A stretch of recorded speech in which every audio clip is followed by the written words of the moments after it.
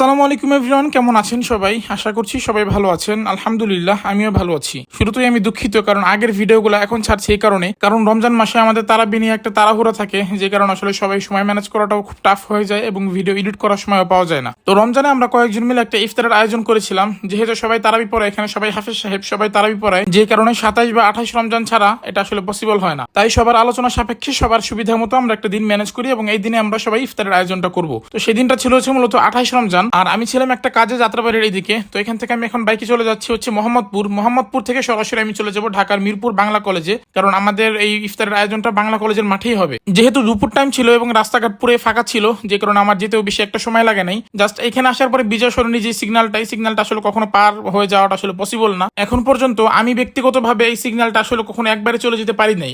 মানে যে কয়বারে আসছি প্রতিবার এখানে একটা সিগন্যাল 5 মিনিটের জন্য, 2 মিনিটের জন্য, 1 মিনিটের জন্য হলেও এখানে দাঁড়াইতে হয়। তো পুরো ঢাকা শহর ফাঁকা থাকলেও মনে হয় এখানে সিগন্যালটা ধরতেই হবে আর কি। যাই হোক, চলে আসলাম মোহাম্মদপুরে কিছু কাজ ছিল, সেই কাজগুলো শেষ করে এখন আমার যে দায়িত্বগুলো ছিল, মানে চাপ নেওয়া বা ফল ফ্রুটস নেওয়া, তো সেগুলো আমি এখান থেকে নিয়ে চলে যাবো মিরপুরে। তো এখানে আসলে আমি একটা রেস্টুরেন্টে এসে এখান থেকে চাপ নিয়ে নিলাম এবং এরপরে যাবো হচ্ছে দুধ নেওয়ার পরে যাবো হচ্ছে তরমুজ নিতে আর কি। যেহেতু আমরা একটা মুহাব্বতি শরবতের আয়োজন একটা করেছি, এই জন্য দুধ এবং তরমুজটা লাগবে। তো যাই হোক, আমি বাসা থেকে রেডি হয়ে এখন চলে যাচ্ছি হচ্ছে মিরপুরের উদ্দেশ্যে এবং টাইম অনেকটাই দেরি হয়ে গেছে। মানে আমি আজানের ঠিক 8 থেকে 10 মিনিট আগে গিয়ে পৌঁছাই, যেখানে আমার প্রায় 1-1.5 ঘন্টা এখানে উপস্থিত থাকার কথা ছিল, সেখানে আমি মাত্র 8-10 মিনিট আগে গিয়ে পৌঁছাই। এটা আসলে খুবই দুঃখজনক। তাও আসতে পারতাম বলে মনে হয় না, যদি রিক্সা না পাইতাম। তাও রিক্সা ভাড়া ডবল দেওয়া লাগছে, 30 টাকার ভাড়া সেখানে 60 টাকা দেওয়া লাগছে। এই আর কি আমাদের বাংলাদেশের অবস্থা। যাই হোক, এখানে আসার পর দেখলাম এখানে আয়োজন মোটামুটি প্রায় শেষের দিকে। আমার কাছে জাস্ট শরবতের আইটেম গুলো ছিল, সেটা আসার পরে আসলে এটা বানানো হয়। আর এখানে আরো কয়েকজন ছিল, তারা এখানে এসে আবার কিছু কেনাকাটা বাকি ছিল, টুকিটাকি বাজারঘাট করা ছিল, সেটা আবার তারা করতে গেছে। এখন হচ্ছে এই শরবতের প্রসেসিংটা করা হচ্ছে। এটা আসলে অনেকে চিনে থাকবেন, মুহাব্বতি শরবত। এটা আসলে একটা ভাইরাল শরবত আর কি, এবং খেতেও খুব মজা।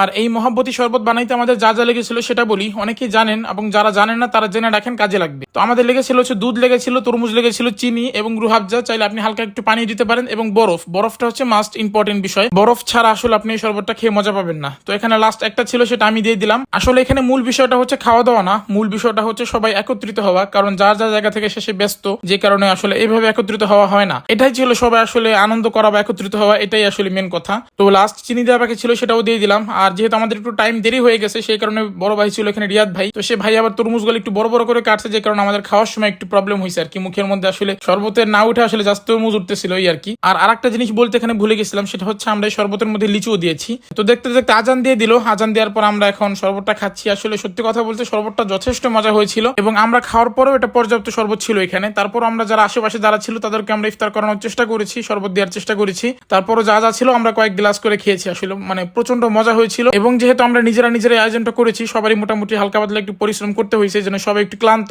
এই কারণে পানি জাতীয় খাবারটা ছিল আমাদের ইফতারের মেন ইম্পর্টেন্ট বিষয়। তো যাই হোক, আমাদের ইফতারের আরো আইটেম ছিল হচ্ছে হালিম ছিল, নান ছিল, তারপরে চাপ ছিল, আরো কিছু ফল ফ্রুট ছিল, এই আর কি। আলহামদুলিল্লাহ, আমরা ছোটখাটোর মধ্যে ভালো একটা আয়োজন করেছিলাম, এবং আমরা আইটেম বেশি করি নাই, তবে অল্প কয়েকটা আইটেম করেছি, কিন্তু ভালো ভালো আইটেম করার চেষ্টা করেছি। আর সব থেকে মজার বিষয় যেটা, সেটা হচ্ছে এখানের যে ইফতারের যে আয়োজনটা, সেটা আসলে এক এক জায়গা থেকে এক এক রকমের খাবার আসছে। মোহাম্মদপুর থেকে একটা আসছে, মিরপুর থেকে একটা আসছে, কল্যাণপুর থেকে, এরকম এক এক জায়গা থেকে খাবার আসছে আর কি। তো এই হালিমটা বড় ভাই রিয়াদ ভাই কই থেকে যেন নিয়ে আসছে, মানে 1 নাম্বার না কই থেকে যেন হালিমটা আনছে আর কি। হালিমটা যথেষ্ট মজা ছিল এবং ভিতরে প্রচুর মাংস ছিল। প্রথমে ভাবতেছিলাম ভিতরে দেখে মাংস নাই, পরে দেখি মাংসগুলো একটু ভিতরের দিকে ছিল। তো হালিমটা মজাই ছিল, খারাপ না।